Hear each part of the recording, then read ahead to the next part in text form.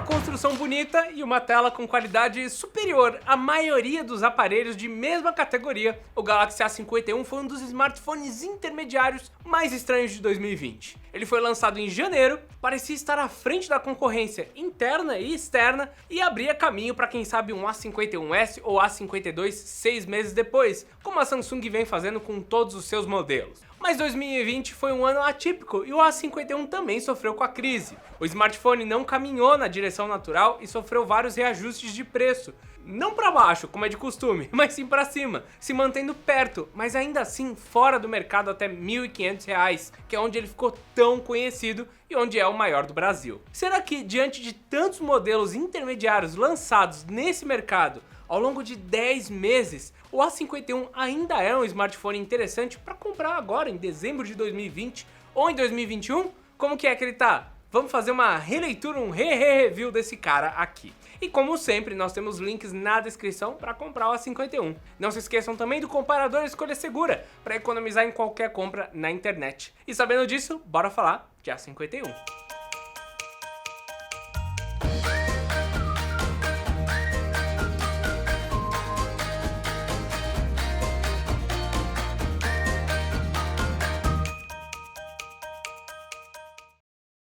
O primeiro ponto que eu acho legal analisarmos no A51 é a sua construção. Ele conta com uma traseira em plástico que anda sendo muito utilizada pela Samsung e traz um efeito com linhas e formas geométricas, que dá um charminho para ele que não apareceu quase em nenhum outro modelo.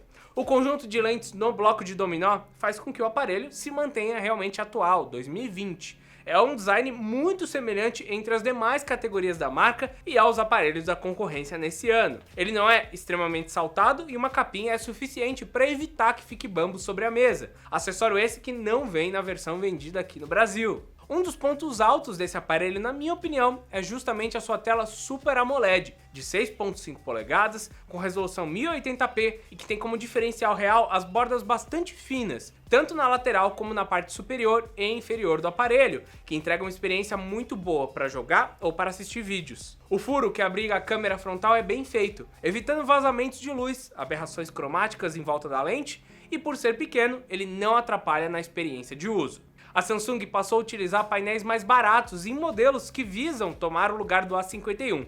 Enquanto o A21s tem uma tela TFT LCD, o A31 e o M21s utilizam o AMOLED, mas tem um notch de gota antigo, que pega mais espaço. Por isso mesmo o A51 continua sendo superior, mesmo tendo sido lançado meses e meses à frente, menos bordas, melhor tela e tudo mais. Outro ponto onde podemos dizer que o A51 se manteve de certa forma atual é nas especificações de suas câmeras. E olha, não dá pra dizer que isso é exatamente bom, já que ele foi um dos primeiros a trazer um jogo de 5 câmeras para o segmento de intermediários. E na boa, nós continuamos achando parte disso um gasto desnecessário.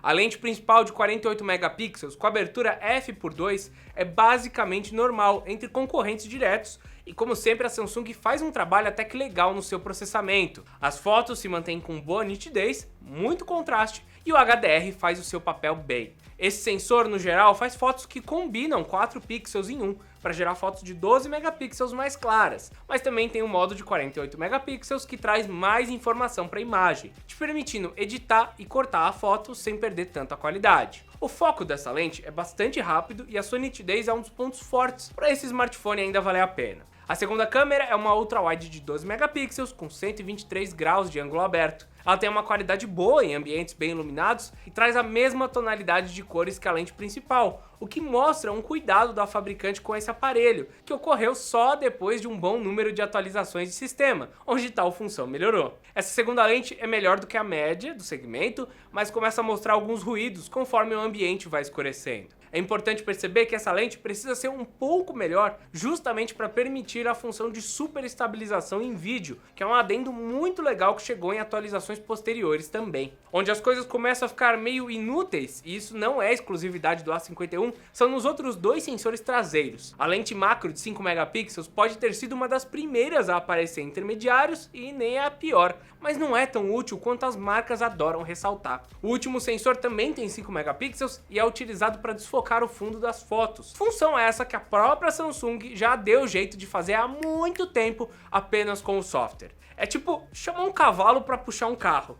Gostaram da analogia? Além disso, o foco dinâmico em vídeos aparece apenas para aparelhos mais caros. E se a lente é coberta, o efeito é aplicado da mesma forma, o que me faz questionar a existência desse sensor. A câmera frontal de 32 megapixels tem um tom mais esbranquiçado e deixa aquele efeito de embelezamento mesmo quando desligado. O HDR só pode ser ajustado para o automático e não é possível gravar vídeos com HDR na câmera frontal, mesmo que exista uma opção nas configurações para ativar esse recurso. Quando comparado com modelos da própria Samsung e de seus concorrentes diretos, a 51 ele traz não só a possibilidade de gravar em 4K, como tem ou recebeu mais atualizações de funções. O modo Super Stereo, o time-lapse noturno e o Single Take desceram da linha S20 e são encontrados só desse modelo para cima na linha da Samsung. Grande parte disso está relacionado com o processador utilizado por esse cara. O Exynos 9611 é o mesmo presente no Tab S6 Lite e no mais recente Galaxy X Cover Pro.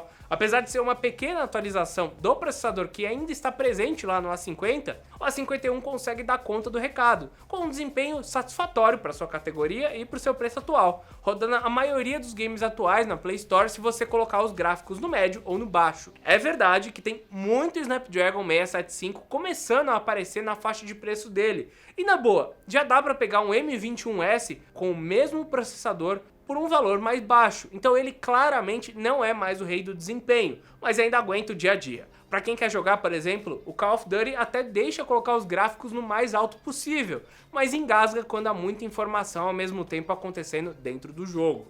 Os 4 GB de RAM ficam no limite aceitável para o Android atualmente, mais baixo que isso é incômodo, mas a Samsung tem se mostrado eficiente em seu trabalho com a One UI 2.1, que é baseada no Android 10. Onde o A51 pode começar a parecer um pouco mais defasado é na sua bateria. Apesar de contar com 4.000 mAh, que é um valor que parecia pelo menos bom assim na média de um ano atrás, o mercado caminhou para capacidades ainda maiores e tem muito aparelho da própria Samsung levando a melhor. Felizmente o A51 tem uma boa otimização e consegue ser superior ao Galaxy X Cover Pro em porcentagem gasta de bateria em diversas funções, mesmo o aparelho mais robusto da Samsung possuindo o mesmo processador e mesma quantidade de RAM. Jogar Asphalt 9 levou a bateria em pouco mais de 5 horas, enquanto o YouTube pode ser utilizado por mais de 10 horas direto. Com esses números, o Galaxy A51 consegue facilmente chegar ao final do dia com algo em torno de 25% restante. Se você usa o smartphone apenas para coisas básicas, como Instagram, Facebook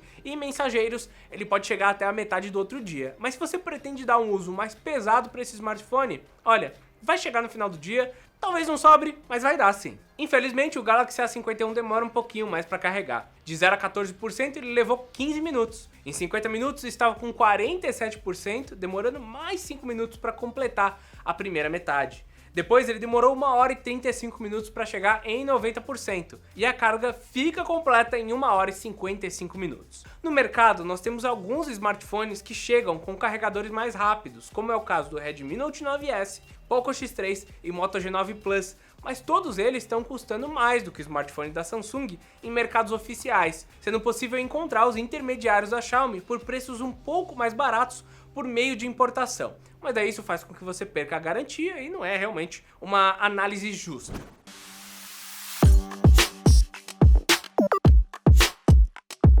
Em resumo, o Galaxy A51 possui uma construção e tela superior que a concorrência, mesmo quase um ano depois, mantendo uma câmera que tem qualidade parecida, mas que conta com mais funções adicionais perante seus concorrentes. A sua bateria começou a ficar para trás, mas é bem otimizada, o que a mantém basicamente na média. Tudo isso faz com que ele ainda seja um celular extremamente viável para 2021 como um todo, mas com parcimônia, tem que ficar de olho no preço. O seu processador é mais antigo e longe de ter como foco os jogos. O carregamento é lento e olha, a presença do NFC pode ser algo muito legal, mas não chama tanta atenção.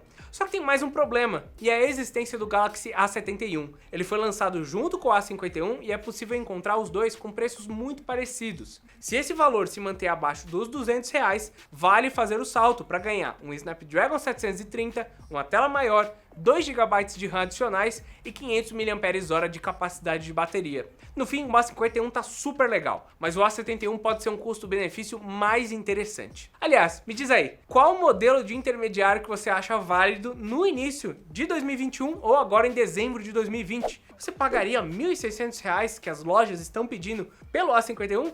Deixa tudo aqui embaixo e não se esquece também de deixar um like, que ajuda muita gente, e se inscrever para receber ainda mais conteúdo sobre smartphone, guia de compra e tecnologia.